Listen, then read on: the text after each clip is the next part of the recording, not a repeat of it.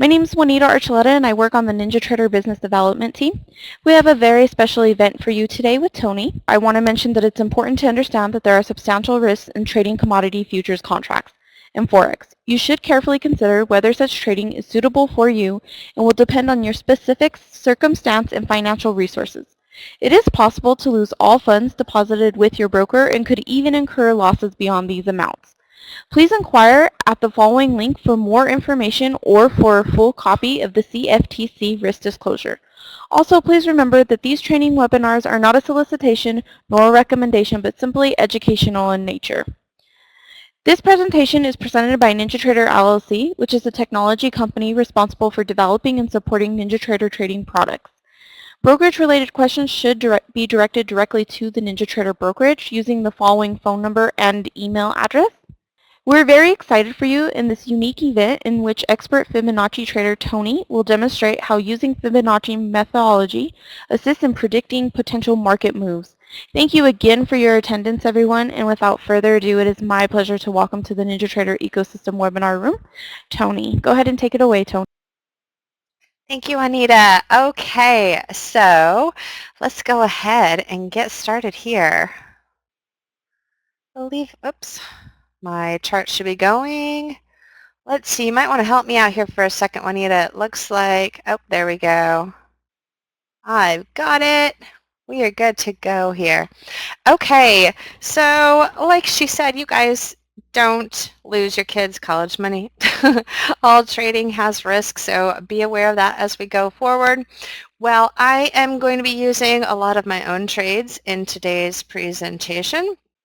What I want you guys, right? What I want you, too late. What I want you guys to realize is that I've been doing this for 20 years here. I don't expect you to walk away and mimic exactly everything I do. I'd love for you to be able to, but of course it takes time to learn to trade. So what I want to teach you guys today are just some of the very basic skills that I wish I knew in those first couple of years. So when I came into trading, there was basically not a lot out there as far as how to trade online and as far as technical trading goes in particular. Everybody was kind of starting to come off of the floors at that time as the mid-90s. And yeah, I just dated myself. But it's the mid-90s, so a lot of people were focusing upon fundamental analysis. And I came from a background in the arts, and so I wanted to have like a more visual experience with trading. And there's so many tools and indicators out there that I know it becomes overwhelming so quickly for so many of you, especially if you're just getting into trading. So what I want to share with you are just some very basic skills that you can use and you can apply to the markets as you're going into even the rest of the trading day for those of you that like to trade the overnight sessions. So as Juanita mentioned, we are going to be talking about Fibonacci here today. And we are going to be taking that technical look at viewing the market. So with my background in the arts, I became very attuned to the fact that something that looks very simple and straightforward head-on, like our lovely little lady here right in the middle, like she might be a man, I don't know, but our lovely little drawing here right in the middle, if you turn her different directions, then you still have a face, you still have the human head, but it's just facing different angles. And this is where a lot of traders run into trouble when they're trading because you'll be looking for the pure textbook version of things. The textbook version of things are always the easiest to find, but in order to be active in the markets, you need to be looking outside of the text and outside of that pure textbook template. So we are going to take a look at Fibonacci as one of those tools that can help us view things a little bit differently than just purely straight head-on. And as a little bit of a background for Fibonacci, how many of you guys here, question first, how many of you guys have never used Fibonacci in your trading whatsoever? Totally coming here, fresh slate. We got a lot of you. Oh, we have one. I have, but it doesn't work well. It's hit or miss. Okay, so here's one of the things, you guys. When you're looking at any indicator in the market, whether it's Fibonacci, moving averages, even volume, you have to use it in relationship to what is going on with the larger trend and larger trend placement and pattern development. So when I teach you some of these tricks with Fibonacci today, we are not going to be looking just at Fibonacci. We are going to put it in the relation of a larger pattern and a larger market. This will make more sense as I go forward, so just bear with me here. So for those of you that don't know anything about Fibonacci, basically this is an indicator that's based upon the Fibonacci sequence, and it's just a sequence where every number is the sum of the previous two. So very simple idea. 1 plus 2 is 3, 2 plus 3 is 4, so on and so forth. And it became kind of popularized in like the late 1990s or so, where people started trying to apply the ratios that happen within this Fibonacci sequence to basically everything under the sun. And this is when we started to see it become more popular in the markets as well. I can't tell you how much it actually works in real life out there in the bigger world as far as, nature and all of that you're going to see, it applied to. But what I can tell you is that over the years, I have become very convinced that they work very well when you're using them in the market. So the core indicators that we see in trading are based upon these ratios that happen within that Fibonacci series. So some of my favorite ones are like 23.6%, 38.2. The main ones that a lot of platforms will already have built into them are going to be this 38.2 and the 61.8. So when you pull up like any key Fibonacci tool that your charting platform might offer you, you're usually going to see these two particular numbers built in. I will add in the 23.6 and the 76.4 as well. And then when you're looking at extensions and retracements, you can also go the plus and minus extensions. So this might all seem very confusing here to start with, but we are going to get into the actual Fibonacci levels here in just one moment. So the levels that we are using in our trading, like I said, they're all based upon relationships in that Fibonacci sequence. So when we are looking at, for example, the 23.6% Fibonacci level, it's based upon the ratio that is found by dividing any number in that sequence to the number that is 3 places to the right. So like 55 divided by 233, you get 0.236, so you're 23.6. The other popular one, of course, the 38.2, that's based upon dividing any number in the sequence by the number that is 2 places to the right. So this is where these numbers first come from that we see. Now, when we're using them to apply to different markets, the strategy that we're going to work from today is just your basic continuation pattern. So we are going to be looking at things like bull flags, bear flags, but I'm also going to show you how to recognize trend exhaustion using some of the Fibonacci tools as well. So very simply, using Fibonacci for entry timing, within this, one of the types of Fibonacci tools that you can use, and most charting platforms like Ninja are going to have this built in, is the Fibonacci retracement tool. So a Fibonacci retracement tool, when we use it and we're looking at continuation strategies, what we are going to be looking at is an impulse move, such as this little A here, and then the correction coming off of the high of that impulse move. So when we are adding a Fibonacci retracement level, we are going to be looking from the low of this impulse wave to the high of this impulse wave. And impulse waves in the market are these moves that are average to stronger than average on any given time frame. So you actually have larger impulse moves that have smaller impulse moves in them, So you guys will see this referred to as like fractal nature of things. So you will see the initial impulse, you'll see a corrective type of move, then you'll see a secondary move, secondary correction, so on and so forth. A lot of you guys will hear this referred to as Elliott wave. I do wave count to some extent, but I don't do it like pure Elliott wave fashion. So I'm a self-taught trader, you guys. So everything that I've discovered in the market, basically I've discovered, hey, other people have discovered the same thing, right? There's not really anything majorly new in the markets. It's just bringing realization and attention to different things that are happening in the market. So when I first came into trading and first started teaching on trading, nobody talked about momentum. So I was like the first person at the expos or anywhere that talked about momentum in the market. And momentum is really just the rate of change at which you have like these impulse moves and then the shifting corrective type of moves. When we go through today's presentation, you're going to see me refer to momentum over and over and over again because it is so important to determine which direction the market is going to go next. If you don't understand momentum, you're going to be at a loss as to how to apply a lot of these Fibonacci tools. So when we go through today's class, we're going to be looking at basically this core pattern here.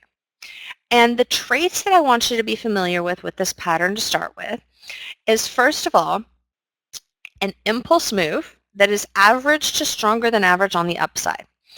Then what we're going to be looking at is a two-wave correction. So when we are looking at the Fibonacci tools, we're going to be adding them to this specific pattern to watch for these continuation moves. I'll also show you guys some little reversal tricks up here at highs too towards the end of the class. But this is the core pattern. We're going to be adding all of these Fibonacci tools to. So let's go on and kind of dive into these. So like I said earlier, every chart that I show you guys is from a trade that I've taken myself, and pretty much I think every single one in today's class is something I've also called live. So I like to use things where, you know, people always say, hey, it's always easy to find something in hindsight, right? You've probably seen a number of presentations where people have just pulled up information and said, here, look, this is how it worked. But when it was actually unfolding, they weren't doing it. So I want to use examples that you guys are totally backed up with actually happening at the same time that I called it. And I'm going to, for that end, I'm going to use a couple of trades from today's market as well. So we are looking at a trade from the NQ. This is a couple of months back. And you're going to see examples interspersed here from different time levels and different markets. So I've been teaching Fibonacci for years. So a lot of times what I will do with my platforms and when I'm doing webinars is I will pull examples from trades that I had years ago and show them to you in the current market. So all of these trades that I'm showing you are either going to be from trades this week or they're going to be from trades that happened the week that I gave a previous class. So here I gave a class on the NQ looking at the Fibonacci tools, and we are looking at using first the Fibonacci retracement tool.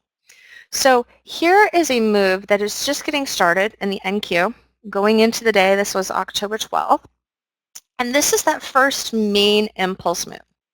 So a Fibonacci retracement tool goes and looks at this impulse move and adds those Fibonacci levels as retracement levels. So think back to that template that I drew for you guys earlier. What we want to see is an impulse move that is average to stronger than average into highs. Then what we want to see is a two-wave correction. And here is where the Fibonacci retracement tool comes into play. Because in order to get the strongest continuation moves where you have the least chance of getting a trap pattern, you want to see retracements that hold above that 50% retracement level. So a lot of times you will see retracements that might come into the 23.6 first, and then the 38.2 the second time around. These are kind of my favorite when that happens because then you're more likely to have that really strong break coming out of it. Sometimes you'll see that as part of like an inverse head and shoulders as well, and it'll come back to the 23.6% again. But when it's holding at those levels, you're going to get the strongest breakouts. Now, when you have something that comes back to the 50% level, this is where things can have a harder time giving you a full continuation. Because what happens is that previous high starts to serve as a stronger resistance level. So you'll see something come into that 50% level, and it might have, similar momentum. There's the momentum word again, coming off of the high as going into the high. So you're looking for a bounce off of the support. But the bounce has a hard time breaking through that previous high. And it does this because it's pulled back that 50% level.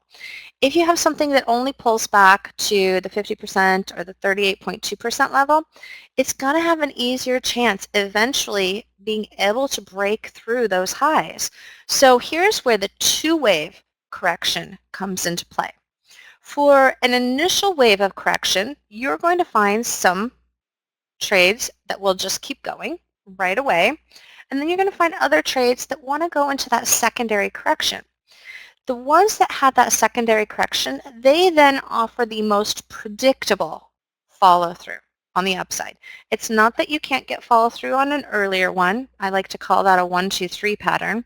Basically what that means is like if you've got 30 minutes of upside, 30 minutes of correction, 30 minutes of upside.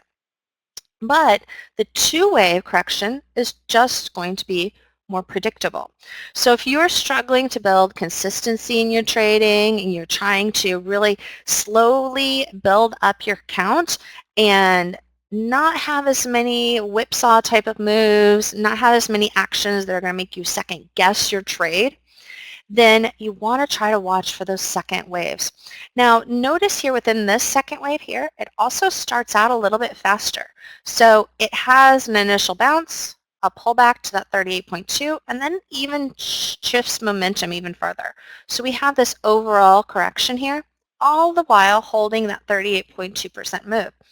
So even when you're thinking of two-wave correction in the bigger picture here, with the one wave and two wave, a lot of times these will have smaller two wave moves back and forth as well that can really help give you that additional benefit for that shifting momentum. So this is the core pattern that we're looking at. And here's another example of this. We actually flipped sides here. I'll show you what we used to nail this high in just a minute.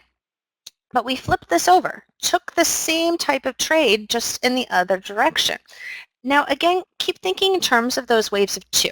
Basically, in the market, I like to kind of think of it as dancing, and I'm doing like a two-step with the market. I'm just constantly thinking two and two and two, so over and over and over again. And even if you're thinking of like traditional Elliott wave and looking at like three-wave trend development, you're still going to be able to divide those into two-wave moves once you get used to using them. So we're going to be looking at this first impulse move to the downside here that is similar in terms of size as these previous impulse moves. And you'll notice there's actually two smaller impulse moves within it. And that's because impulse moves are fractal in nature. In fact, even this two-wave move on the upside is an impulse move on a larger time frame. So when you're looking at the Fibonacci levels, we can even go, like on a bigger scale, you can even go from this low to this high and then look for the retracement levels on that scale as well. So it just kind of depends upon what time frame you're looking on. We're just keeping a little bit more of a narrow focus here today, but it can be applied to much bigger time frames, much bigger impulse moves as well. So going for the continuation here on the downside, what I wanted to see was an average impulse move to the downside. What that means is that as long as the momentum is average, it's not extreme or much more gradual than normal, as long as it's average momentum, we want to see that 50% level hold. Again, it might only come up to like the 23.6, 38.2, might not even test that 50%. The key is that it holds under that 50% level. The next thing I want to see, of course, is going to be the two-wave pattern. And in fact, when we look at this, you'll notice that this basically repeats. Oops, I don't need the highlighter. It repeats the same thing we saw over here, where it has that kind of two-wave move here, two-wave back on the upside, and then it shifts the momentum here at the very end. So it's doing that two-wave, and then it's shifting the momentum. And this is going to give you one of the strongest patterns that you're going to come across. This is what happened at highs on Tuesday in the Russell and a lot of the other indices that turned the market around off of those absolute highs on Tuesday. And it caught a lot of people off guard. But if you were watching for the two-wave count and the momentum shift, then it wasn't as big of a surprise. So here's the short trigger for that. So let's go now and take a look at how it applied to a trade that we had here intraday today. So this is a chart of Boeing. This is just the 100 tick here. As you guys know, for those of you that are stock traders, Boeing gapped down pretty big this morning. It was basically about halfway in a larger impulse move on the daily time frame on the downside. And for the continuation, it triggered an initial continuation pretty early in the day, right going into around 9:50 or so. This is what we were looking at right into the session. But a lot of people don't always catch the trades first thing in the morning, especially something that might be a gapper that could go really fast. This one had a little bit more time, but a little bit later on in the day, I'm still looking at this and I'm thinking, hey, you know what? This still has a good deal of potential left in it this morning. So what do we need to do to catch that continuation move? What you do and what I do and what I showed them to do is to watch this correction. So what we needed to see was a corrective move that would hold under that 50% of that first complete downside move here. So as you can see, this one did a little bit different type of move than what we saw on the NASDAQ earlier. The NASDAQ earlier pulled up into the 50%, pulled back, and then went into the 38.2% and then broke down at that point. So this one's a little bit different. This one gives us the two-wave move, but it comes into the 23.6% level first and then the 38.2%. And then notice here this little shift. It looks exactly like that shift that I showed you on the NQ in the previous slide. Right here. See that? That little shift there at the very end. That can help give that added confirmation. A really aggressive entry is to actually take this channel break here right off of that. But if you get that extra little shift, you're going to have a much stronger move that has less of a chance of doing a little flush that might wiggle you out of the position. So if you're using a pure two-wave correction and you're using that channel break of the second wave as your entry, this is what I call an aggressive entry. I do it quite a lot, but you have to be prepared for the fact that when you take an entry like that, you might get a little bit of a flush up here. So you've got to keep your stop just a little bit wider so that that doesn't happen. So going here, you can see the 38.2% there. And so here were the secondary shorting ops. And this is the ones that we gave. I gave it a little bit later in the day. It was like around 10:15 that I mentioned to watch for this one as the continuation. And next, I'm going to show you how to establish target levels on these moves. Philip actually mentioned that he uses Fibonacci to have extensions for targets, and that's what we're going to get into next. There's actually two types of extensions. There's a 2-point extension that is basically based upon your Fibonacci retracement tool, but what it does is if here is your impulse move, for example, and you've got your Fibonacci levels in here, what it will do is it will extend them. So like you'll have like the negative 23.6 and the 123.6 and so on and so forth. on the opposite ends of that impulse move. We're not going to use that particular type of extension though. I'm going to show you guys the 3-point extension. So the 3-point extension is, you're like, oh, wait a second.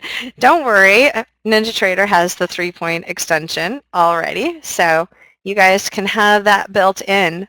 So what we're going to be looking at for the 3-point extension is, how many of you are familiar with the concept of measured moves or like equal moves? This was another one that people didn't talk about whatsoever when I first started trading. And in hindsight, it's just like, duh, how did I not see that before? Right?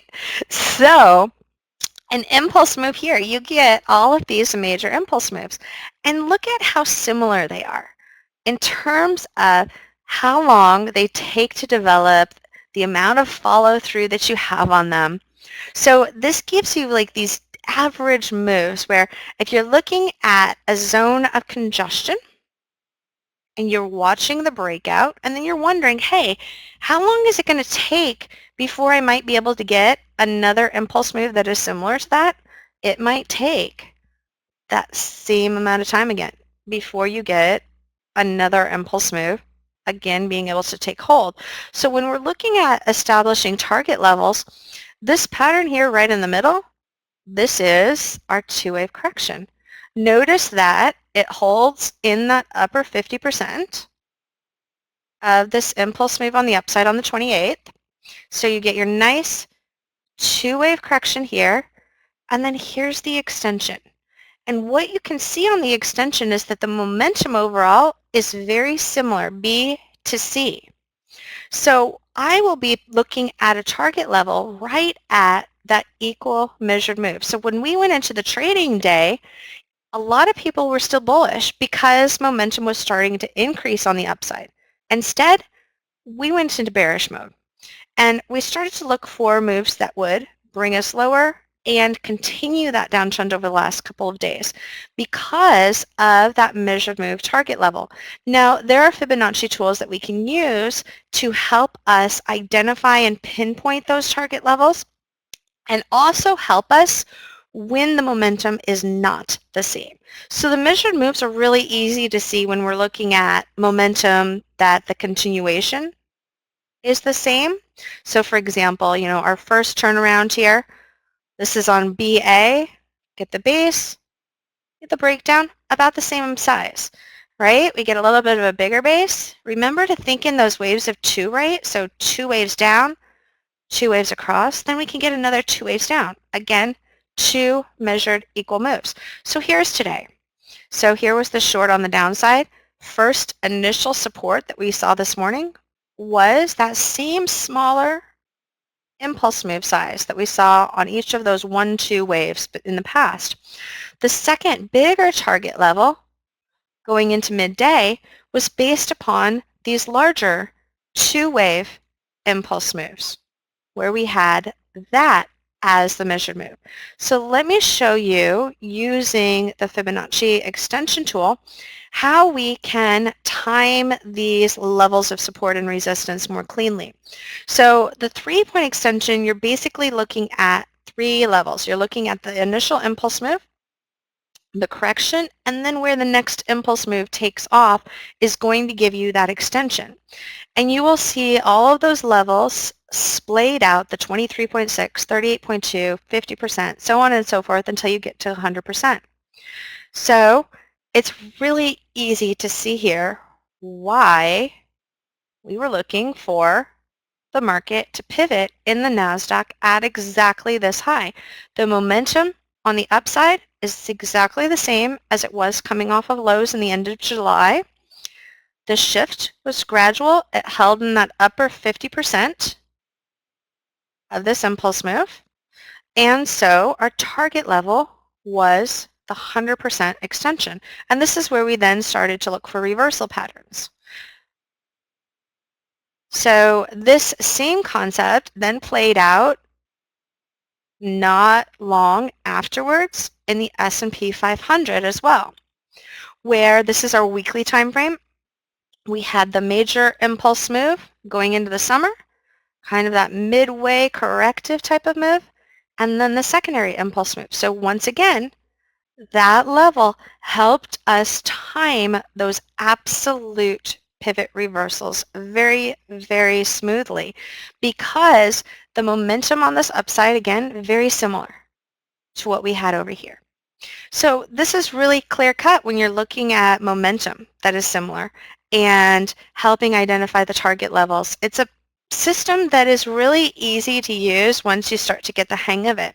So when you're looking at Boeing intraday, if you're looking at just that first impulse move right here before the continuation, notice that this gives us that two-wave move on the downside right into the 100% level. So this served as the first zone of support for the continuation. Now there was a little bit of a pause right here at the 61.8.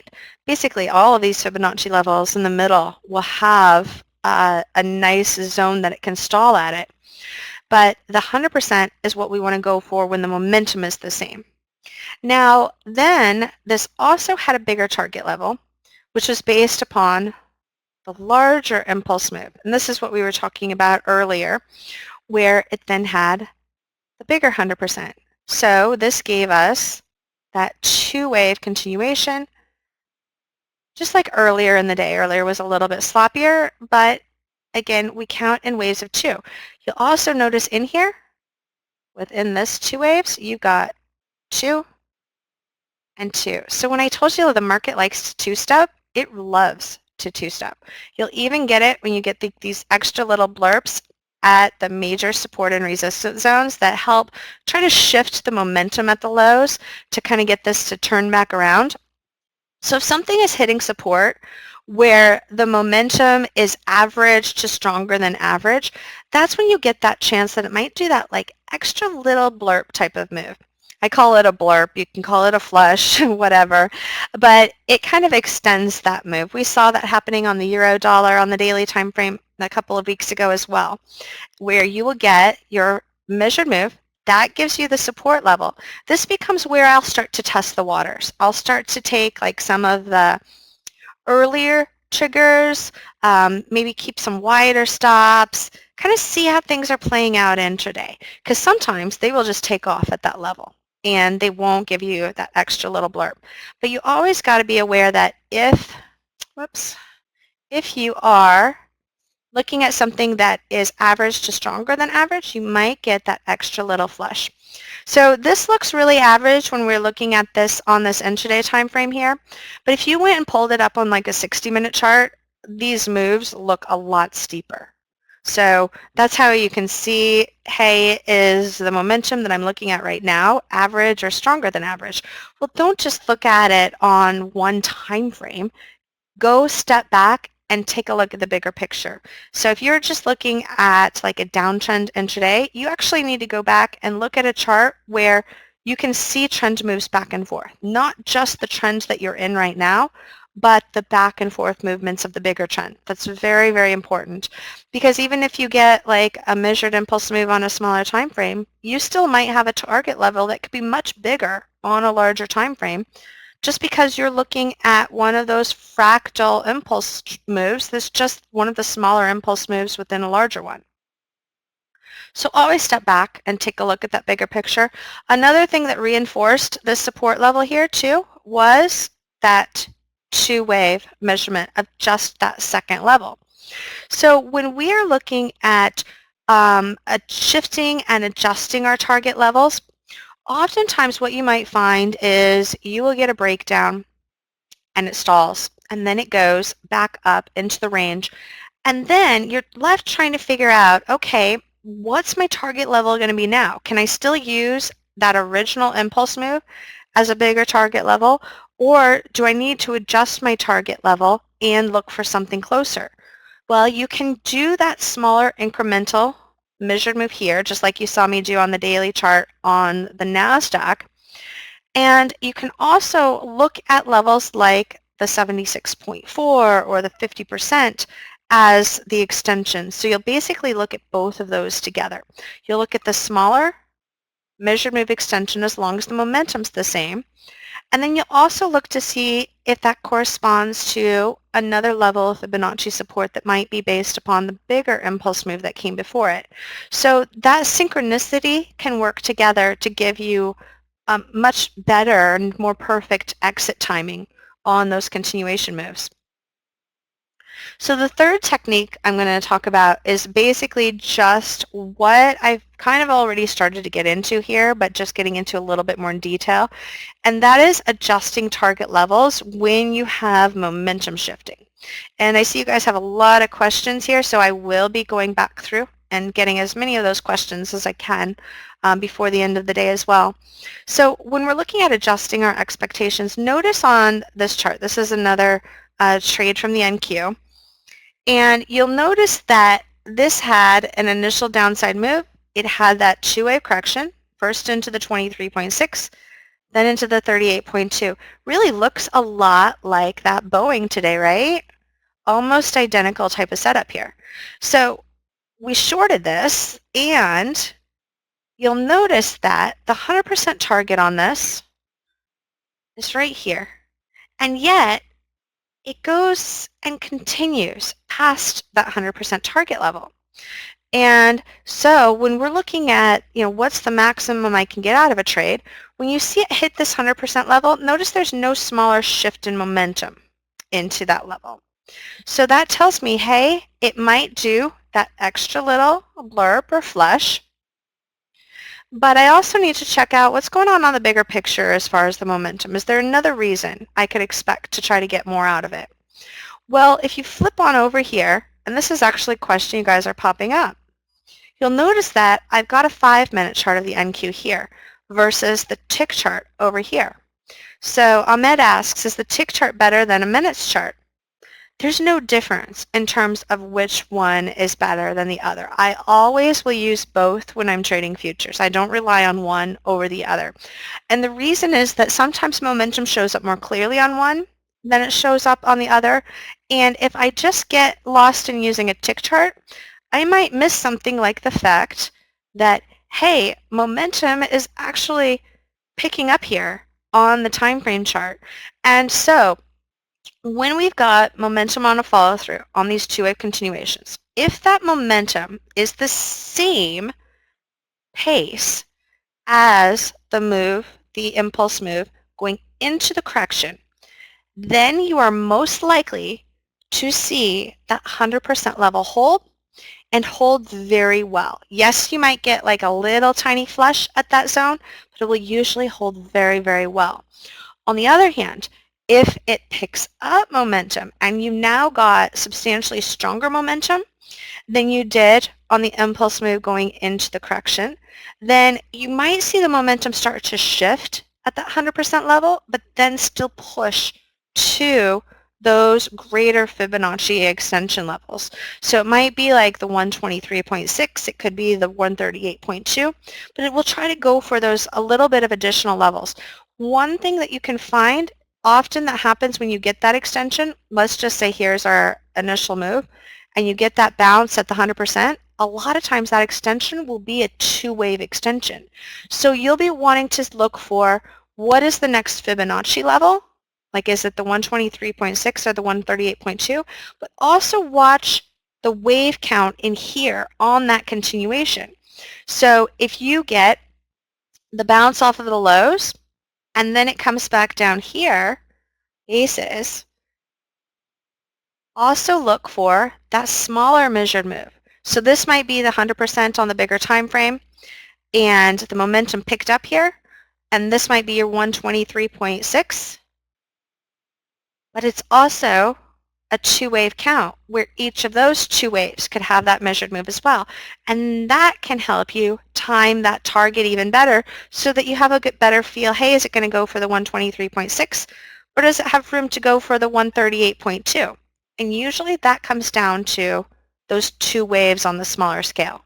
So that's really helpful to adjust your timing just to get the most out of those last little moves within the trade. So you can see here, pushes further into the 138.2, and it does it with that two-wave count on that smaller time frame. So let's look again here at today's action. So this is the NASDAQ, and this was heading into the open. So in pre-market trading, we had this nice steady trend, average momentum. When I'm thinking of average momentum in a security, usually what I'm looking for is an upside move where there will be, decent amount of overlap from one bar to the next, and then there might be, a bigger move in the middle, and then decent overlap, then maybe a bigger move. Another one that can be average is when you have some strong moves, and then you get a corrective move, and then you get some strong moves. So you end up with basically two smaller impulse moves within the bigger impulse move. That is usually what you will see for average momentum. So this move here in pre-market trade is an average momentum move.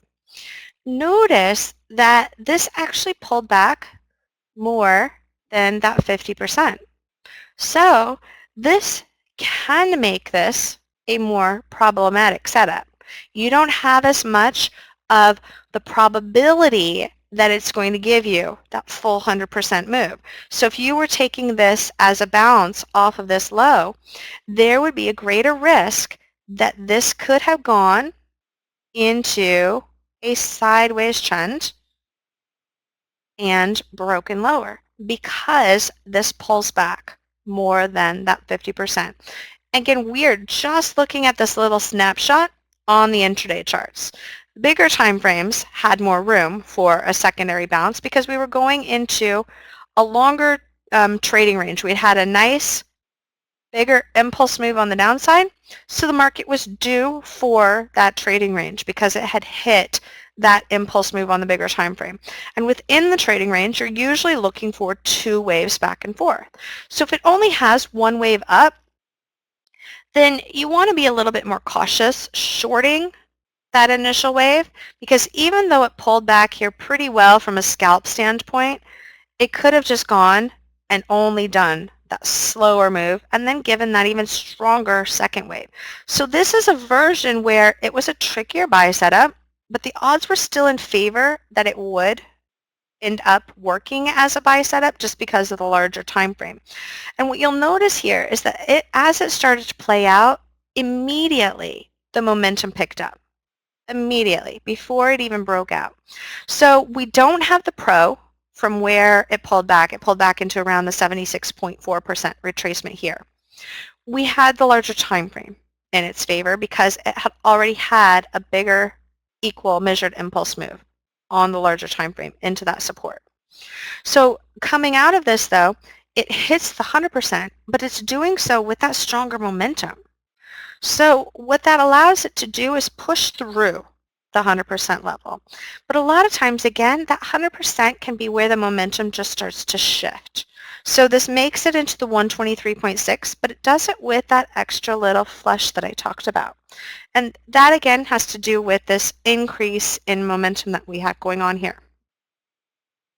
So here is a look at what's happening on the bigger time frames. This is the S&P 500, E-mini futures on the 240-minute time frame. And you can see here even that this was that measured move I was talking about on the smaller time frame in the NASDAQ on the previous slide. So it had that measured impulse move. Again, all of these similar measured impulse moves here. And so that's what was helping give that a little bit of a better bounce here into today. But notice over here, this is another one that we had, and we were looking at the continuation in the S&P 500. And originally on the S&P 500 a couple of weeks ago, even actually middle of October, what I told people was, hey, we're going to get a little bit of a bounce, a two-wave bounce. That's that two-wave back and forth that I shared with you right at the very beginning of the class here.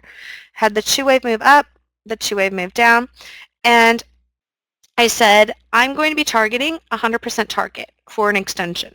I'm going to look for that full 100% continuation. Notice, though, it doesn't make it to that 100% continuation. So what happened here in the middle? What do you guys see happened here?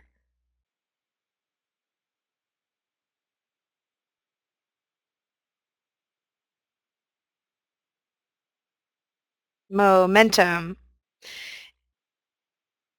Exactly. We have got a slower move here coming out of this continuation than we had going into it. So to get that full 100% extension, we needed to see that momentum pick up here instead of slow down. So that meant instead of going for that 100% extension, we used this support level in here at the 76.4% Fibonacci extension to help turn us around. And once again, do the two-step. Market loves to do the two-step. So 2 steps up, 2 steps back. That's what happened in here. If you count those 2 waves, you focus on those, more than 3 waves, you're going to be ahead of pretty much everybody else. The times that you get a 3-wave move versus a 2-wave move is if you're dealing with a trading range, notice that this pulls back about halfway compared to the previous impulse move, whereas this one bounces about a third and then another third. That's when you're going to get more likely to get 3 waves versus 2 waves. So if it's halfway in a previous impulse move, like here, the downside move, halfway up, you're more likely to only see 2 main moves up. And then it will shift and try to turn back around. So that's just a little extra trick in there, but something to pay attention to. So yeah, I mean, this is what we're looking at as far as using these Fibonacci tools to then help you identify levels that the momentum can then shift on that can give you target levels that might be closer than what you might have had originally expected. So here's another example. This was a trade I had on the dollar yen. Again, same extreme momentum. And then look at this. It's almost identical to what happened on that previous chart of the overall market, the S&P 500. Almost identical type of move. Here's our 2-wave correction. Corrects right into that 50% the first time, 38.2% the second time on the bounce, but it only makes it to that 76.4% level. And it does that because even though it tried to gain momentum here at the very end, the overall momentum is slower than this move on the downside. You'll often get, if you miss out on taking gains, it's not unusual to get it to go and retest that level. So if you're thinking, hey, it's going to continue to gain momentum into the 100% level and it doesn't, in situations like this, it's pretty normal after a 2-wave bounce that you will get it to try to come back in and at least retest that zone of support. So that is something that can be helpful when you do miss a target level like a 76.4. A lot of times what I'll do is I'll parcel out if momentum is shifting, but I might hold on to a little bit of a position if I like what's happening on the bigger time frames. And then I'll have to use a strategy like that to get out of it if it just bounces too fast. So basically what you're looking for is you want a bounce that holds basically under the 38.2% bounce, and that's more likely to go and give you the slightly lower low. It can still continue to shift momentum, but you can get that slightly lower low still. Is this a good strategy to use in oil futures? Absolutely, guys. In fact, in previous classes I've given this, I've used oil trades. So it happens in basically any market, any time frame. It doesn't matter what you are trading. I do want to share with you guys here before we go and before I get to some of these other questions. I do about 2 to 3 workshops every year. Predominantly, I'm busy trading most days, but I love the interaction that I get working with you guys, and it's really made me a better trader over the years. Being able to explain what I'm looking at kind of just reinforces everything that I'm looking at. And you'll find that if you talk with other traders, especially newer traders that are newer than you are, no matter what level of trader you are at, if you have the opportunity to talk to somebody that is even newer than you and to share with them what you've learned over the time that you've been trading, I really, really recommend doing it because it's going to make you a better trader. It's going to help you reinforce the things that you are doing properly. And it's going to help draw attention to things that, hey, you know what? This sounded good when I was first thinking about it, but now that I'm actually having to explain it, it's not really holding up. So maybe you need to go back and rethink it and work through your strategies a little bit more. So I love working with other traders, and every couple of months, I'd say it's like 2 to 3 times a year, I'll do a workshop. And the most recent workshop that I've done is this Fibonacci class where I look at every single section in a trend. So in today's class, I gave you examples of trades that were continuation types of patterns. But I put together a workshop that focuses upon every major section of a trend. So the first core section of the workshop focuses upon the initial continuations of a brand new trend, how to recognize when a trend is going to continue, how to use the Fibonacci tools to help you with the timing, not just things like, hey, looking at, getting that corrective type of move, making sure it's like the 50% correction, and that for a turnaround, but also looking at things like the time development. So another aspect of a successful continuation trade is how long does that range take to form before it offers the continuation. So in this workshop, I've put together where we are looking at every single section of the market from the very beginning of a new trend to those midway trends where I then help you understand, hey, is this going to go for a 3-wave trend development, a 5-wave, a 6-wave? Is it just going to keep going like you saw on Tuesday, right? How do you understand that there's a lot more to a trend versus, hey, this is just going to be a 2-wave correction and that's it, and that's all I can get from it? So that's where the second portion of the class goes. And then the third portion of the class focuses upon looking at pure pivot reversals. So like those absolute pivots that you guys will see me, for those of you that have followed me live, you'll see me take in the room, you'll see me take them in like forward focus. This is just some of the live educational stuff that I do throughout the week and on Fridays. And so it focuses upon pure pivot trading, helping understand where you are going to get those flushes. When is a flush going to be most likely to happen? How to trade when a flush is most likely. So if we wait around for like the perfect trading opportunities, right, you're probably not going to find the perfect trading opportunity. You're not going to find the perfect strategy every time. And so you have to take a chance on some trades that don't look perfect. And so the final section focuses upon how do you do the trade management on those trades? How do you basically get into positions where you've reduced your odds of taking a full stop, even if it doesn't work out? So those of you that follow me live in my trading, you'll very rarely see me take full stops because we use things like momentum and the time development to help recognize when, hey, we took this, we had, pretty decent odds on it, but something just isn't quite working out right. Into going into it what the risks are. So now we need to manage it so that we can either scratch the trade or even look at reversing the trade, but not having to take those full stops. So things, for example, like if you get a breakout trade, and maybe you're taking a breakout that pulled back more than 50%. So instead of just continuing really nicely, it's starting to shift on the breakout.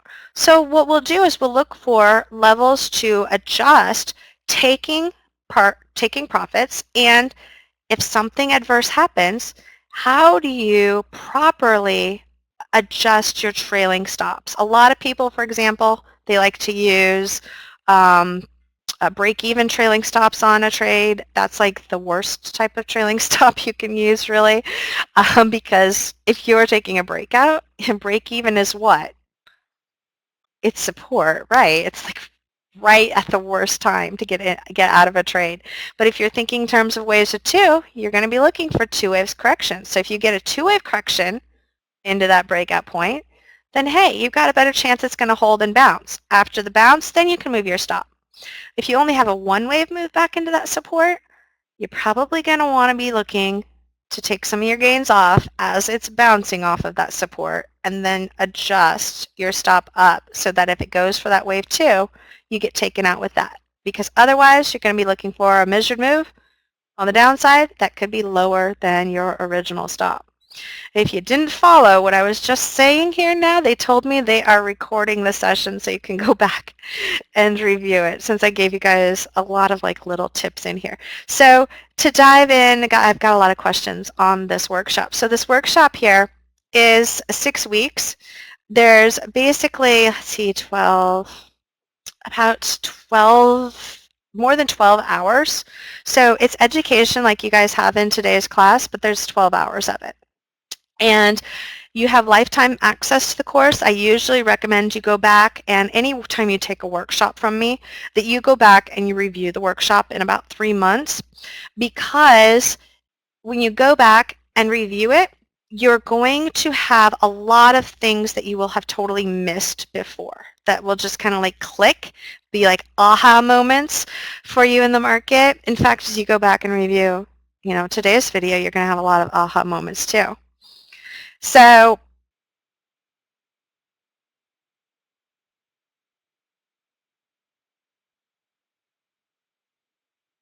all right, I got a warning here, guys. I'm going over. I tend to do that with a lot of classes. I give a lot of information. So let me just share with you here this special. And then what you can do is you can email me with any additional questions that I don't get here today.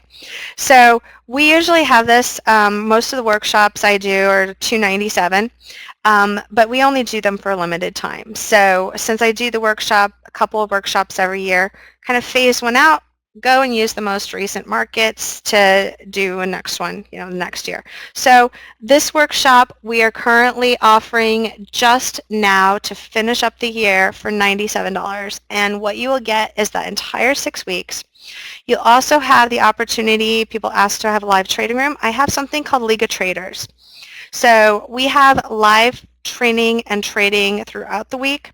Also, you'll get like text messages, a lot of invitations for other educational events that I do.